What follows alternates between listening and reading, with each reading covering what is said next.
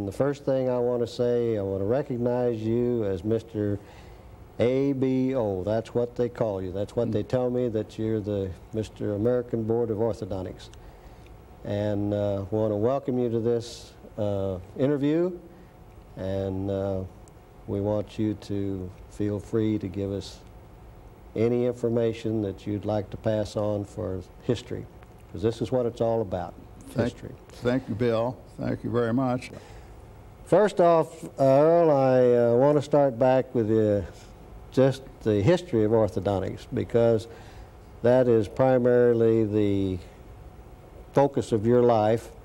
You've dedicated many, many years, and there are thousands of orthodontists that are beholden to you of what you've done for the specialty of orthodontics. And let's go back into the early 1900s. There was a doctor named Edward Angle. And did you ever have the opportunity to know him personally? I did not. However, he was at one time a St. Louisan for a short period of time. Mm-hmm. He was quite a character and moved from one place to another. However, he was the shrewdest guesser that any scientist could have been, and that comes from Houghton, the anthropologist, who said that about him. And in 1900, he gave a course in St. Louis at the old Beers Hotel on the northwest corner of Grand and Olive, and they had a farewell dinner, as they usually did at those times, and they decided, well, let's form an organization. And so the upshot of it was that in 1900, the American Association of Orthodontists, which they called at that time the American Society of Orthodontists, and that began, and in 1901 they started having annual meetings, and so it has transpired from that time to, well, last week was the one we had in New Orleans. So that gives you an idea as to just what has gone on in all that length of time. Of course, you still deal in orthodontics with Angle's classification of malocclusion. Yes. You guys would be lost without it. Oh, that class 1, class 2, and class 3 will be just immortal, so to speak. Right. Well, as we go along into about 1915, another event took place that the orthodontists and the Orthodontic Society had a large part to do with, and that's one of the first scientific journals that was published. And tell us a little about that, and Dr. Pollock. All right. Well, Dr. H.C. Pollock was a real wonderful friend of mine, a native of Fooshland, Illinois, who was transplanted to Rocky Ford, Colorado, and he practiced with his father out there. And he was interested in the gentle art of straightening teeth. And so his father had him take a course under Angle in Bridgeport, Connecticut, which he did. Mm-hmm. And this is at the late 1900s, and 1910 or thereabouts. And he opened his office in the Metropolitan Building, which was incidentally across the street from this old Beers Hotel. And a man by the name of C.B. Mosby, and you know the C.B. Mosby company has published many, many scientific and professional books. And he was his neighbor, and Dr. Mosby was a struggling physician. And he thought he would sell books on the side to make a little excess money. And so he and Pollock became good friends. They had lunch together, and finally he said, don't you think it would be a good idea to have a periodical devoted to the science of orthodontics? And Pollock, of course, took up the cudgel right then, and he said, yes, I do. And so the upshot of it was that Pollock, in later years, after 1920 or thereabouts, when it started in 1915, but then Pollock began as the associate editor, and then Martin Dewey was the editor at that time. And then Martin Dewey was the kind of a guy that the bright lights of New York were a glitter, and he decided he'd he'd go there. So he went there, and then Pollock took over the editorship, and he stayed on as editor for many, many years until the early 1960s, when he was replaced by Dr. Todd Duell of Evanston, Illinois, who incidentally is still hale and hearty and a real friend of all of us. Great. And Dr. Pollock and I used to have lunch together every Thursday across the street at Straub's from Polly's office, and we talked nothing but history, and he gave me some wonderful advice as to what to say about the history of this specialty of dentistry. Mm-hmm. So he said, I think you had better be the assistant editor, which he made me at that time. And my main job was to peruse all of the advertisements that were incident to publication in the journal, which I did for many years, and incidentally, under the many editors has had since that time, I'm still doing.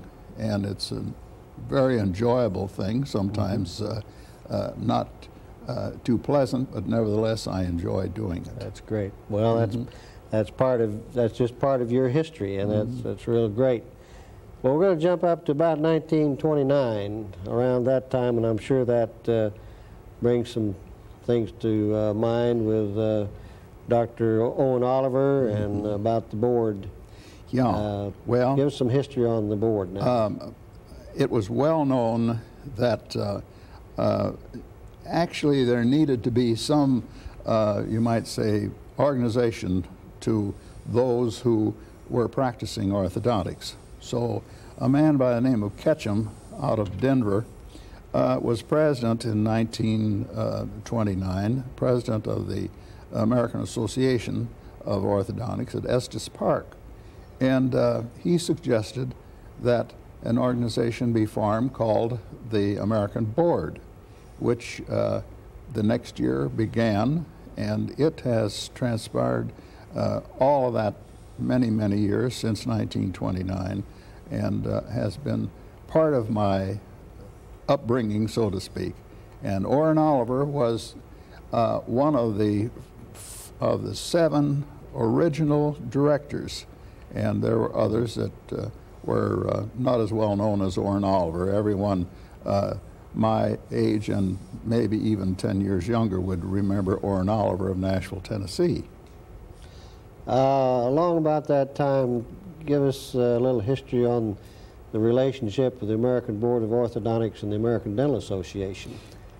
Well, the American Dental Association, somehow or another, couldn't see the reason for the being of the American Board.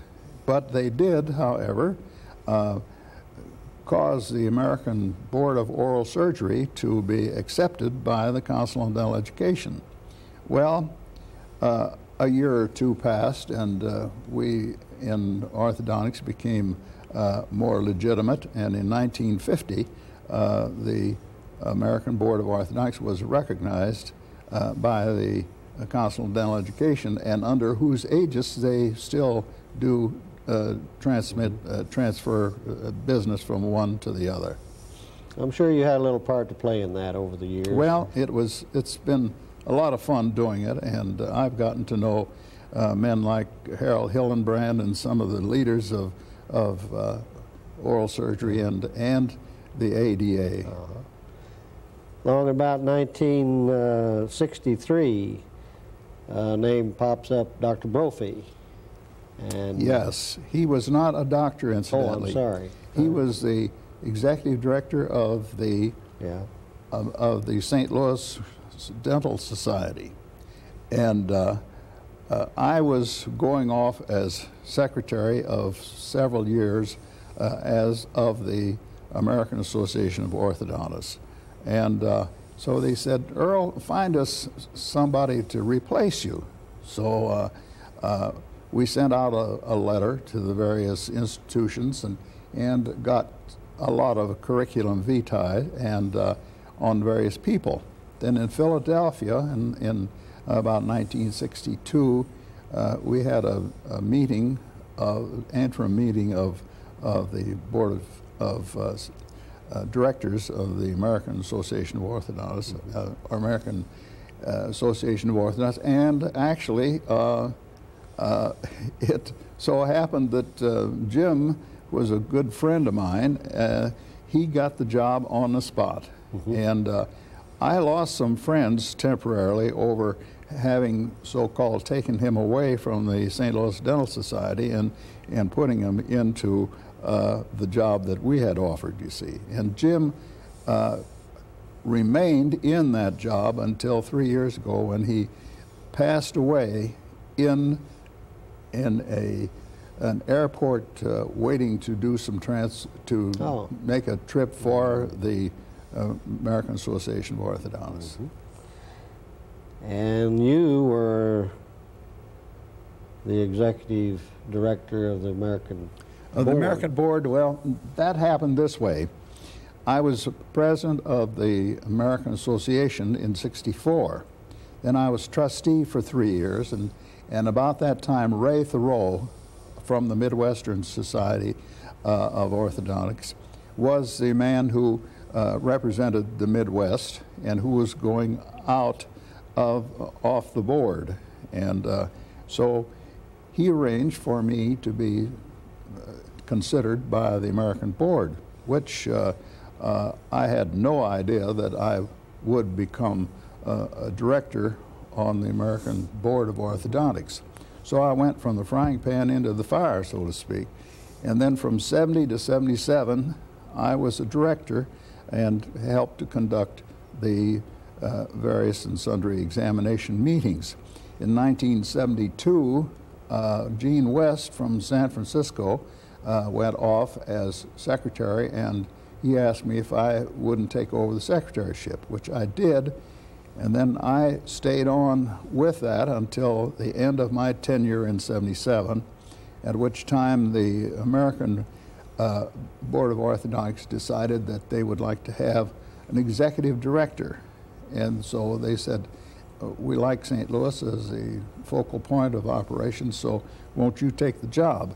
Well, then I did take that job, and I maintained it until just a year ago when George Selfridge, fresh from being dean of Washington University School of Dentistry, and he is embarking on his third career now, having been a rear admiral in the Navy, being dean of Washington University Dental School for 11 years, and then he takes over my job, and I am emeritus and still maintain an office in his office, and he and I talk over things that are incident to the deliberations of the American Board. You're a pretty fine man to office with there. Satch is a great guy. Great individual. Great individual. Well, it seems that at one time in the history of these boards and associations, everyone was kind of pulling out of different areas and going to the ADA headquarters building. But the AAO and the ABO didn't leave St. Louis. No. We were invited to go into the new quote-unquote ADA building, and it was decided that we should try to buy a place in St. Louis as our headquarters. And it so happened that we ran across a place that had been for sale for 9 years, and we bought it for a pittance, and which later sold it for more than that. And I was criticized by some of our own members for not saying, well, let's move to Chicago, to the ADA. And I talked it over with Harold Hillenbrand. He and I were good friends, and Harold said, you've done the right thing. He said, I think it belongs in St. Louis. So that's the story behind that.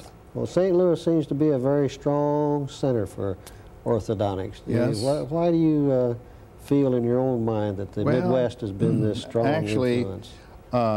It's centrally located geographically, and it had its birth there from the standpoint of the American Association, or the American Society as it was known in those years, in those days.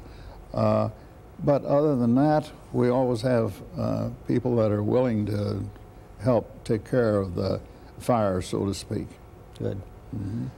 Now, when you went into orthodontics, you didn't have the so-called formal education. I certainly didn't. Give us a little background of the history of the earlier days of education in orthodontics. In 1938, I had the opportunity to go in with a man as a preceptee, which was non-supervised in those years. We had scarcely any of the schools offered postdoctoral education as they do today.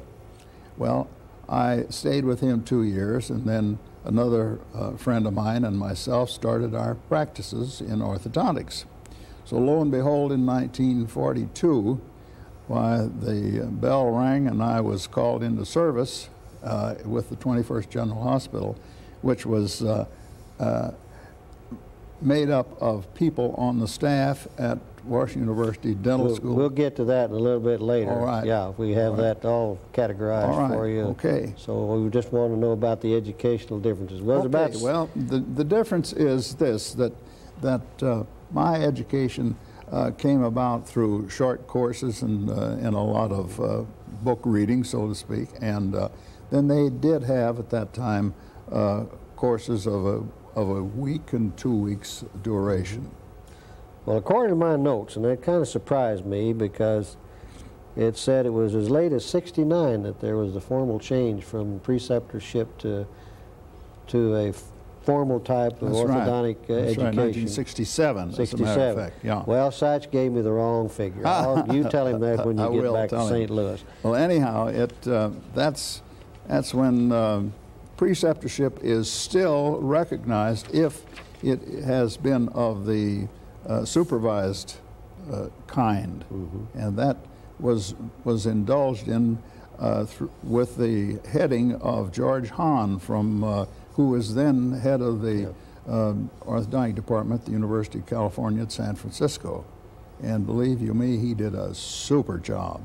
And just this year, we've had probably the last one that has applied for certification by the board, who had a preceptorship training, and it was documented by the American Association of Orthodontists. But since that time, it's all been either postgraduate, graduate, or hospital residency.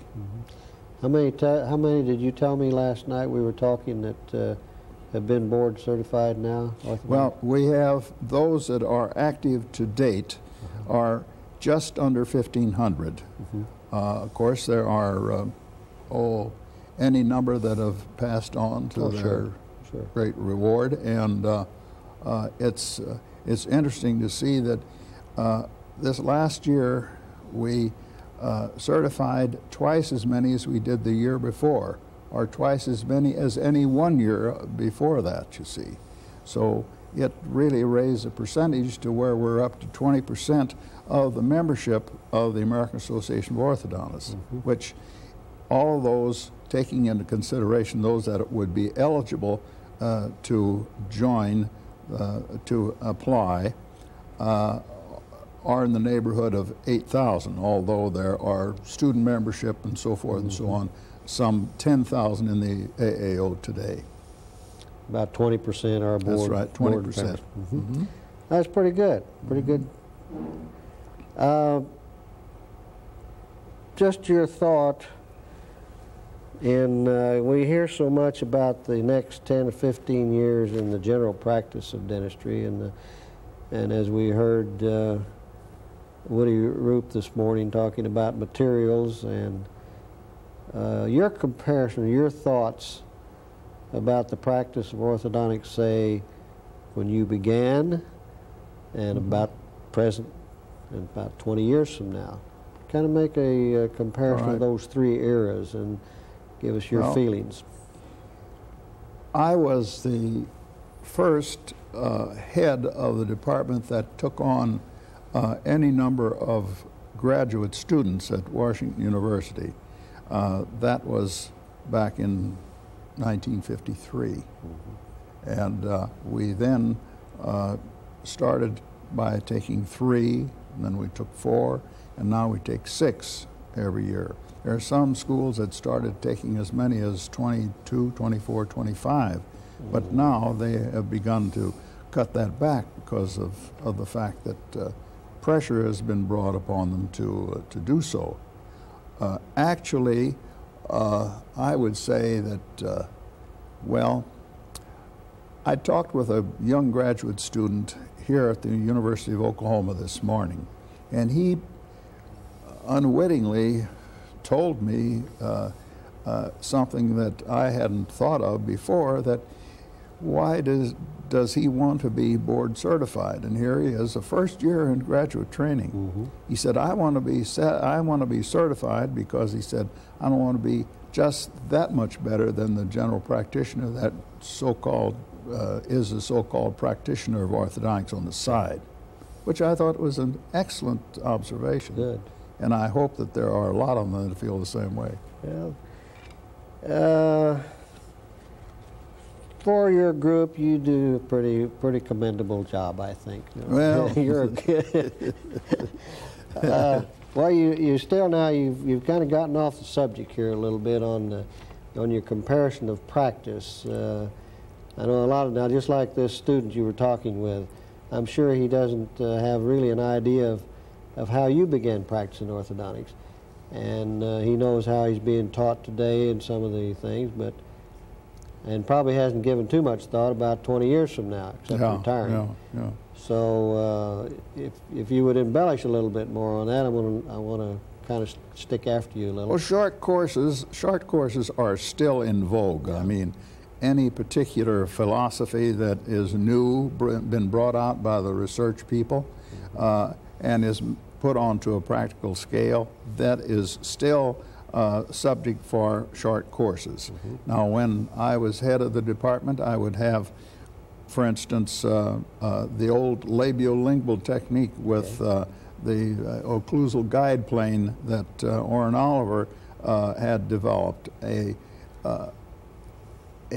might say, a successor to Ketchum and a successor to Mershon.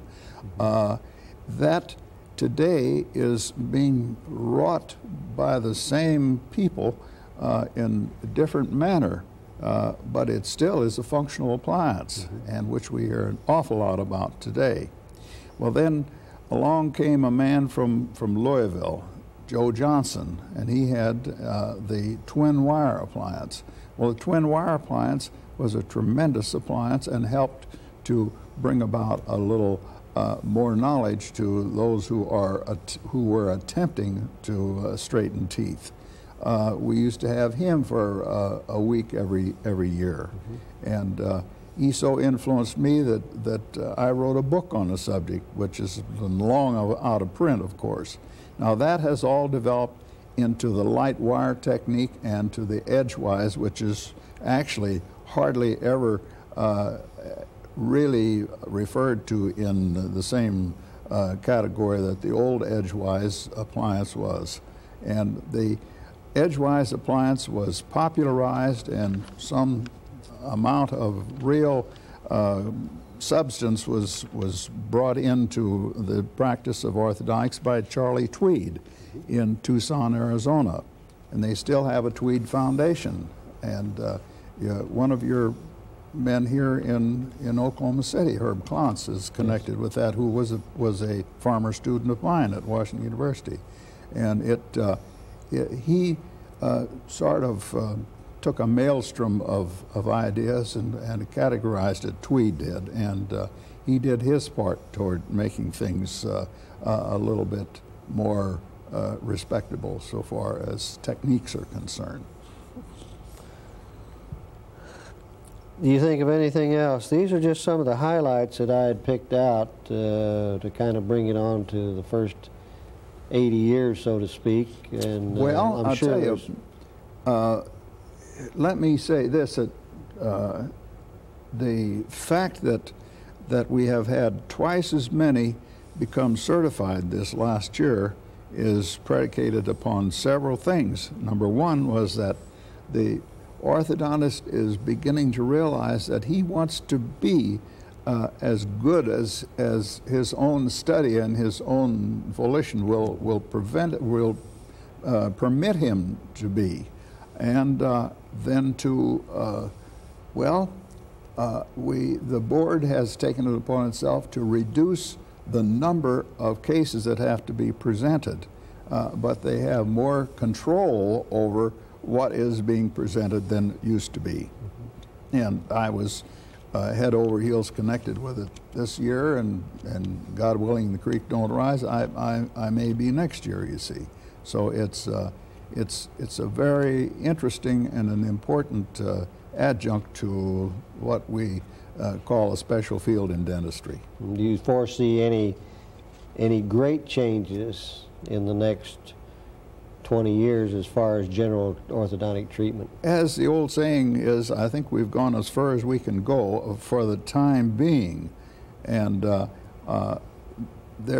people are beginning to really accept this. When we tried it in 1980, we had a welter of people write in, and oh, they were so upset about it because they said you're really minimizing the amount of information you have to become certified, you see.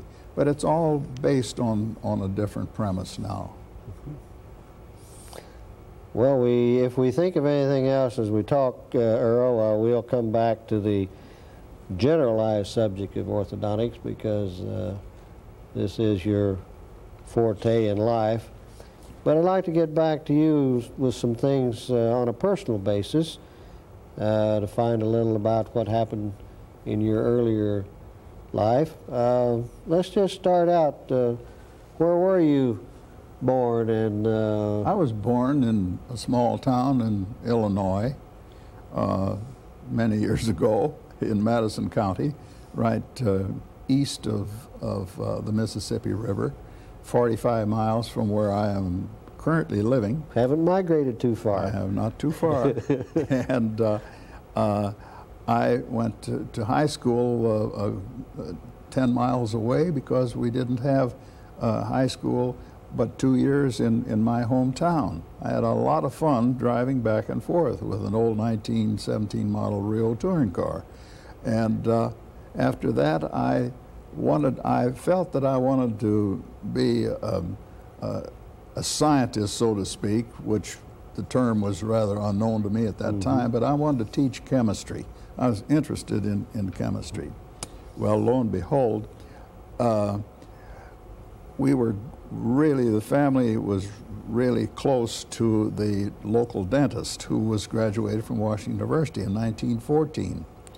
And he got to talking to me, and then that summer, after I had graduated from high school, I decided I'd take in dentistry. So I went then to Washington University, and then all you had to have was $230 a year for tuition, and you were in, don't you know? $230 a year. That's what did you tell me that the tuition at Washington U is now? $17,000 a year. $17,000. Now that's a little change. Unbelievable, in the years. It certainly is. Yes, sir. Well, you know my professional background up to the time of the World War, and if you'd like to have a little of that information, I'd be glad to give that to you. Well, we're going to get into that.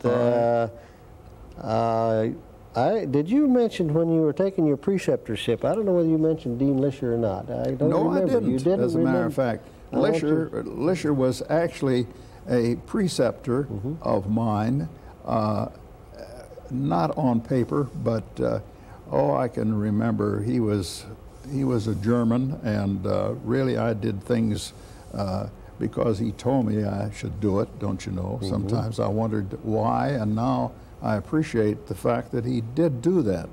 And he was a tremendous man. He came from a small town and had been a carpenter before he was graduated from Washington University in 1900. And he took dentistry, and he went to Angle, and at that time he said, "Dr. Angle, I'd like to take your course in orthodontics." So Angle said, "Well, Lisher, I will let you take the course if you will sign that you will not practice in St. Louis." So Lisher, being the Dutchman that he was, said he absolutely would not do that. So Angle said, "Lisher, I choose the flowers in my garden, And so that was it. So the class 1, 2, and 3 was not in my vocabulary from that time on, as you might say. I can imagine. That's it. So that was that side of it. But he was quite an influence on your... Oh, he was. He was a tremendous man. He sure was. We don't know very little about you. I did talk to you a little earlier about your father. Was he a professional man? No, my father was in the flour milling business. We had a small flour mill in Marine that as far back as 1924 would produce 500 barrels of flour a day, and that was pretty good for a small town like that, don't you know? Those were the golden years so far as a small town was concerned. Right. Now, I know you have a little music background, and you're an accomplished pianist. Yes. And well, you were at the piano bar last night, and no, you were just listening. Well, I just asked for him to play a few pieces that he didn't know, but he had a fake book that he looked them up, and sure enough, he had them. And faked them, huh? And he thought that was pretty good music. Well, anyhow, I took some classic piano, and it just didn't take. It took me rather than me taking it. And but since within the last 12 years, I guess, I have taken lessons in what is known as fake piano. And it has permitted me to play tunes that I didn't have any idea I'd even be able to approach. And that is a tremendous outlet for me. I can sit down and be worried about something or other and forget all about it if I just sit there and play. And the same thing goes for a little sketching that the retired dean of the School of Architecture there at Washington University, my associate gave me a set of paints and charcoal and one thing and another, and he said, "Earl, before you start, you come over and let me show you a few things." And he did, and as a result, I've had a lot of fun doing that. So those are two of my real hobbies that I enjoy doing. Is that Jack Dale you're talking about? That painted your portrait? Jack, well, Jack is a tremendous guy. I mean, he's on the board, and he's the first Canadian that was ever elected to the American board. And he is an artist. He is just something else. And he said to me, he said, "Earl, I'm going to do your portrait." And I said, "Oh, cut it out. I thought portraits were only for ex-governors and the like." Well, he said, "Yes, I am." So we were at Las Vegas at a meeting, and he said, "Come on, I want to take a few pictures." And he must have taken 25 of me out on the parking lot and every place, except in the men's room. And so he then came up with just 1986. Came up with a heck of a big portrait of me done in charcoal, and he said, "You hang it on your wall at home and enjoy it, and then when you're finished with it, why, put it in the central office of the board." Well, that's exactly. I'm right now in the process of getting a copy of it made so that I have one to hold close to my heart. You're going to be hanging over that boardroom, keeping them on their toes, huh? Well. I can see your method there. Right. We didn't mention your mom. Was she musically inclined? Is that My mother used to play the Black Hawk Waltz. I mean, she was pretty good at that. But and she was a tremendous person and influenced me greatly along the lines that life is consistent. And my dad, of course, had the first clothes car in our town. It was a 1916 Maxwell sedan. And when I was just could barely see over the steering wheel, I learned to drive that thing. See, so that was my parental background. That's good. And brothers and sisters? None, Bill. I've been a spoiled brat all my life. You spoiled only child. Yes, indeed. That's great. Well, I think you spoiled pretty nice. Well, very, very fine. Very nice of you to say that.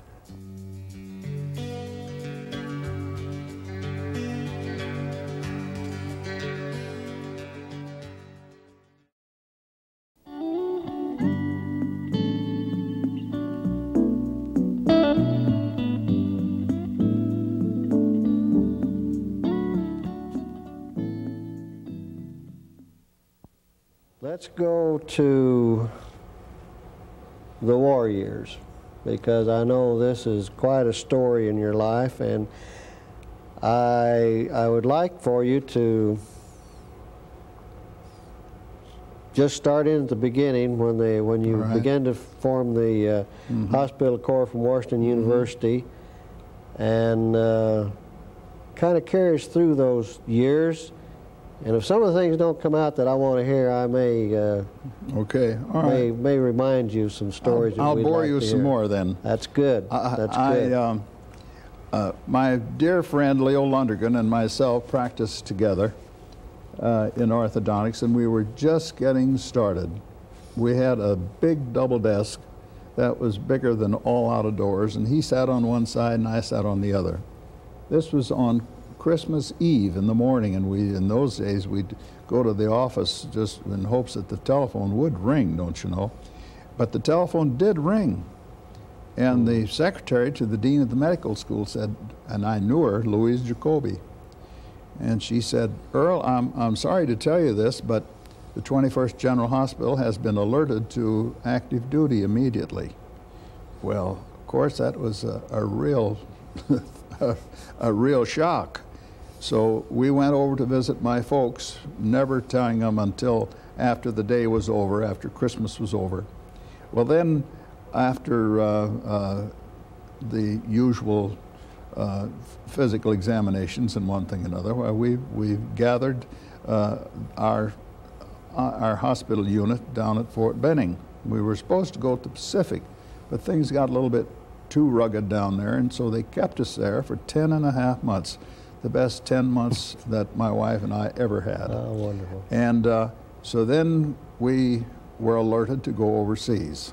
Well, we went from Brooklyn, we went on the Mariposa, which was a converted luxury liner, and of course I'll tell you there was no luxury left in her. And we went to England.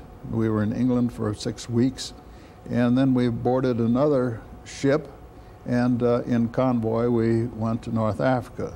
We landed at Oran just about a week after they had invaded North Africa, and it was quite an experience. We were set up in a mountainous area in the Atlas Mountains, and it would take the 60 miles, it would take almost 3 hours to get there.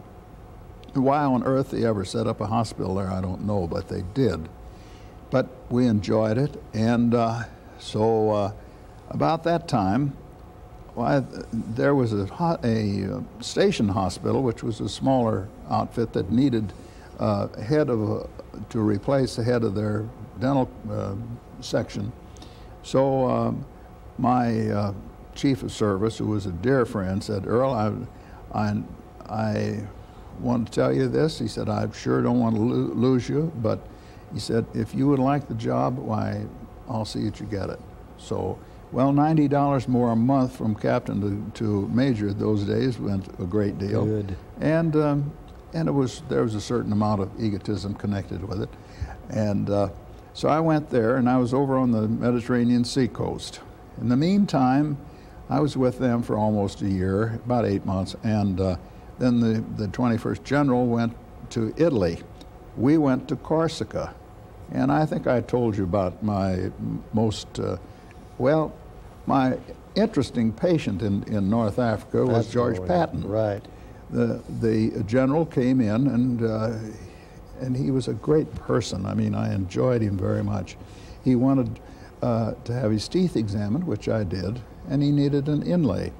Well, as an orthodontist, I had made very few inlays in quite a while, but I made him a mesio-occlusal inlay on an upper right second molar. I can still see it.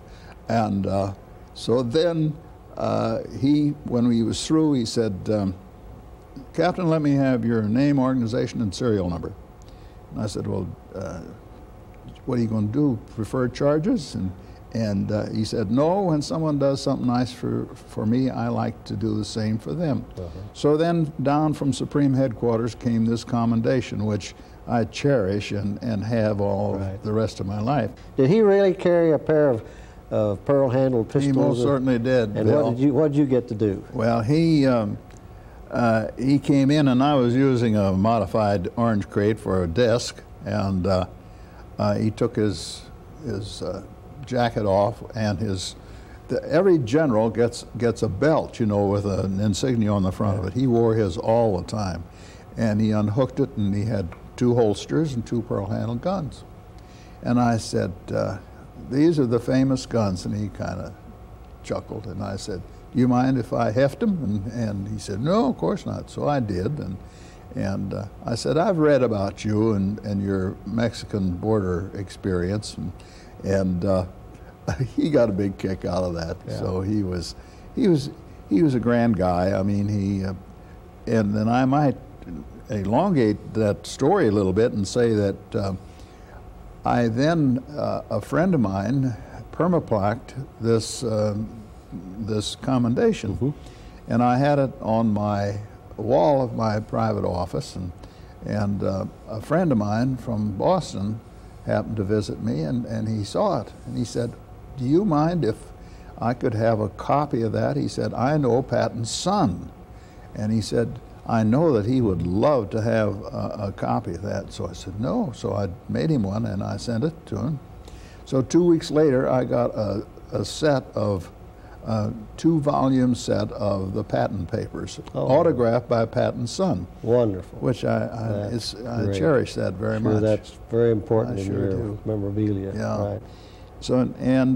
So then we went to Algiers to go over to the island of Corsica to set up the hospital there. And at that time, the Mediterranean was really full of submarines, U-boats, and so they asked me if the commanding officer didn't ask me. He said, Shepard, you stay back with the nurses, and we're going to take the rest of the outfit over by ship. And he said, I don't care how long it takes you to get them there, but be sure they're safe. Fly them over there. How many nurses? We had 65. And you were taking care of them? I was the #1 man. You were the man. I was. Okay. So that was the most enjoyable duty of the entire wartime. Well, then I then waited, not really willfully, but it took 6 weeks to get them over there. And then we were there, and I went then from Corsica after we'd been there and working for quite some time. This was in Napoleon's birthplace in Ajaccio, and it was a very interesting place. And then I wanted to go over and see the boys over in Naples, where the 21st General was. So I got on the Acadia, which was a hospital ship, and we went over there. And here we were out in the middle of the Bay of Naples, and I said to the deck officer, when do you expect to dock? He said, oh, it may be 4 or 5 days. He said, there's awful lot of shipping, and there was. Mm-hmm. So I said, well, I want to get off of here because I want to see some friends of mine who are here in Naples. He said, well, all right, I'll fix that up. So I thought here they'd bring a launch aside and put me on it, but instead he said, just climb down that rope ladder on the side. And so the so-called Jacob's Ladder and I went down into 20 feet from the surface, and here was this little LCVP down there like this, waiting to catch me. So I jumped in, and then the sailor said, okay, Major, and we took off, and he let the front end of the boat down, and I landed in Naples very ceremoniously. Well, I rejoined the outfit then, the 21st General. When I had gone back to Corsica, I went in to report to the colonel there, and I said, well, here I am, do with me what you will. And he said, I don't blame you. He said, that was your original outfit. He said, they were from home, and he said, you should go back with them. So, which I thought was very nice of him to do that. So that was Colonel Morris. So then I went back, and then I reported in to the colonel, the 21st General. And then, of course, their orders were already issued that they were going to go to France. So we then, within 2 weeks, we had, their equipment was all packed, and so I made my new acquaintance with all my old friends, and we from Sophia Loren's home, Pozzuoli, we took off in an LST and went to Marseille. We landed in Marseille, and then went up the Rhone Valley and ended up right south of Nancy at a place called Ravenel. We had 840 acres there, and it had been started by the nation, France, to have as a mental hospital. Well, they didn't get it finished, and then the Germans, they wanted to finish it. Well, the French would sabotage everything they tried to do. So then, of course, when we came, they helped us to rehabilitate it, and we had a wonderful setup there, and we saw as many as 5,600 patients at one time there. We had a tremendous, tremendous outfit. And I was assistant head of the dental section, and the reason I wasn't head was they had arranged with me to come back to take care of the clinic itself. And they said they had a retread that they had to take back and give him his full colonelcy. And he was gone most of the time, and I handled the rest of it. And they did give me my LC, and if the war had lasted 3 more months, I probably would have made my Eagles. But then I was delighted that I would have gone home as a captain, I'll tell you. Right. So then on the way back, we ran in off Cape Hatteras. We were on our way to Boston, and off Cape Hatteras we ran into a hurricane. And we had 445 enlisted personnel from what we called then the Air Corps in the hold. And they had nothing but their blankets down there. And some huge girders broke loose, and there was a maelstrom down there, and they were broken arms, and one fellow almost had his ear severed. And this has always been interesting to me, that we only had, outside of the commanding officer, we only had a radiologist with us. Well, the radiologist hadn't done a surgery, but I had done some maxillofacial surgery in the service. And so the commanding officer sidled up to me and said, "Earl, you better take over." So I did, and then we used an optical needle a great deal in the mouth, and I sewed this guy's ear on. And when we got to Boston, then 2 days later, the commanding officer came to our quarters, and he said, "Well, I was over at the hospital," and he said, "Your success as a plastic surgeon is established that the ear is still on." Great, great. So great. that was, so then on the 11th of November 1945, while we arrived at Jefferson Barracks in St. Louis, and that was the end of 4 years and 2 months. That was Quite an experience in your life. It was quite an experience. You probably wouldn't take anything for it. Wouldn't take anything for it. But you wouldn't do it again. To do it again. That's correct. You left out one little interesting thing that I had on my notes here, and it said Battle of the Bulge.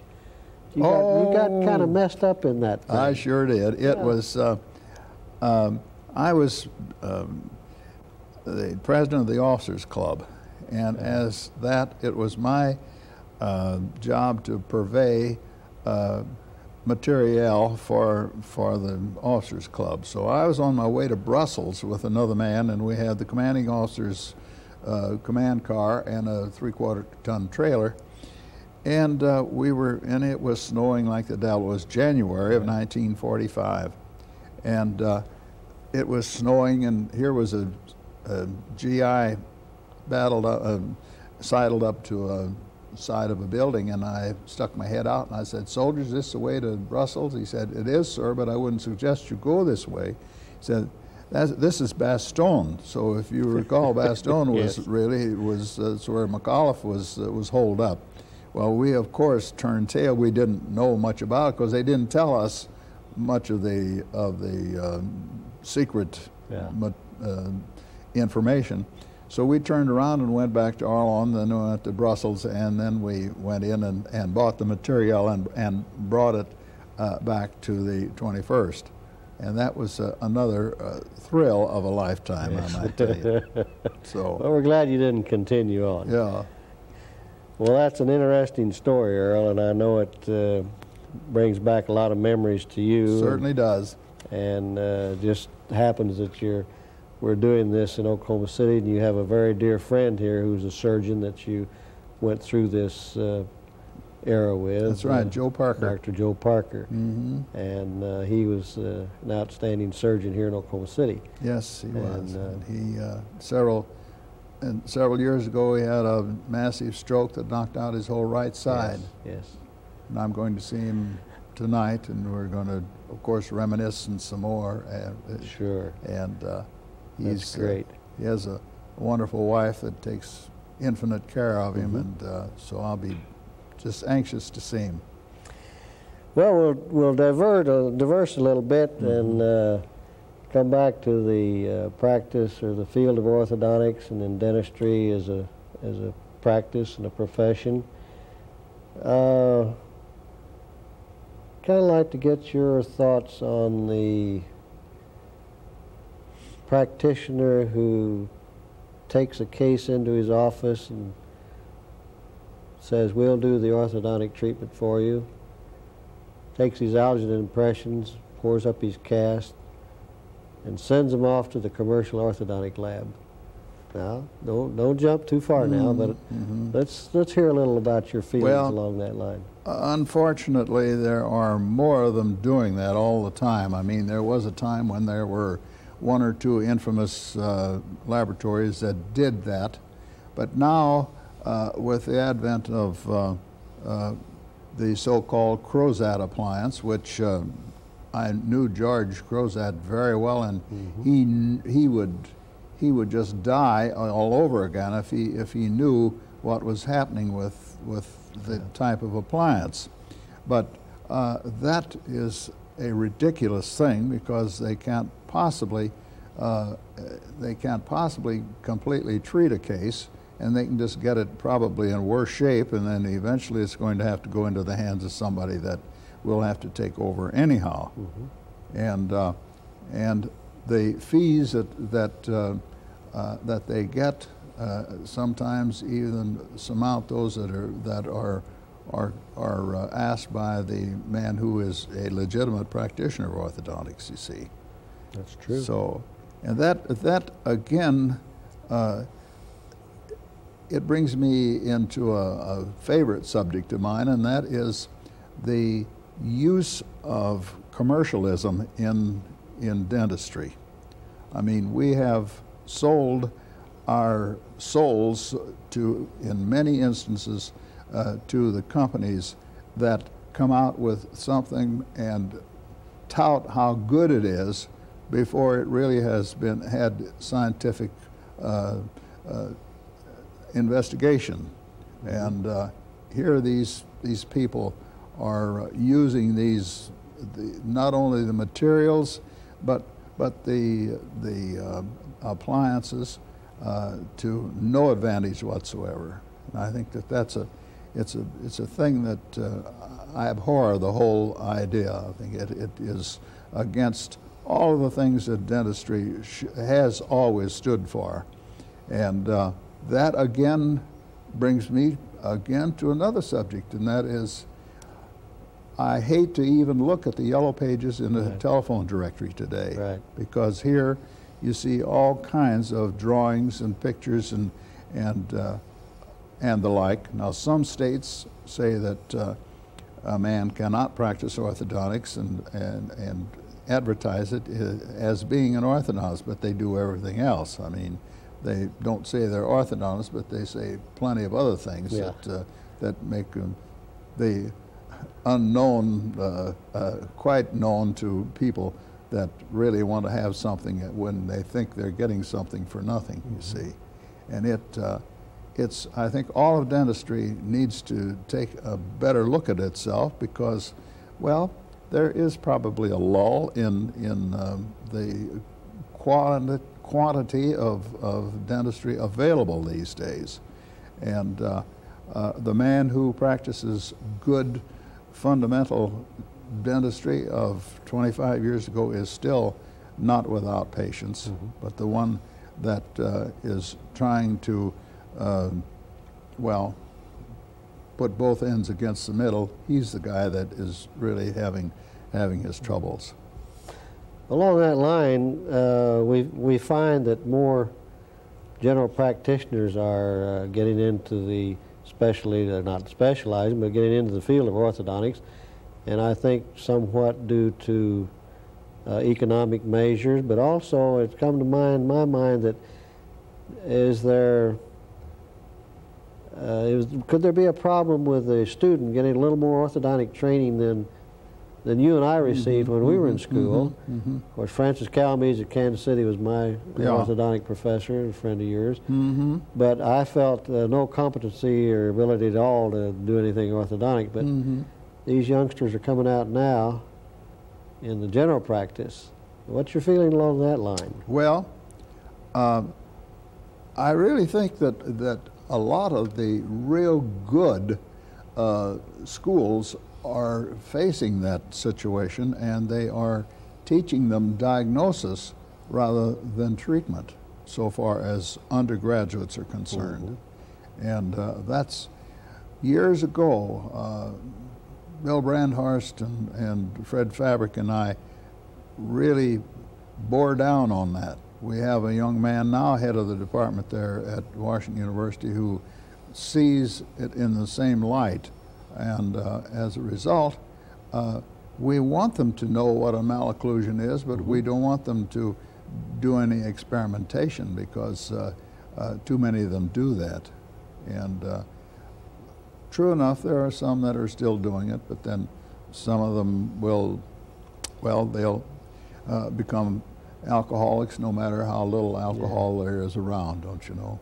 What's your feeling about the weekend hotel certificates? Well, those are so rampant. There are men who are supposedly legitimate orthodontists are giving these courses, and they'll come away from a weekend with $150,000, $200,000 that they have made by giving these courses in a hotel room someplace, don't you know?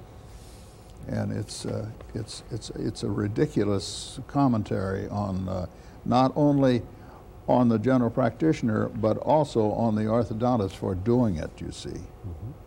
And we have men that are actually supposedly legitimate, some of them even bordering on being heads of departments who are doing that very thing.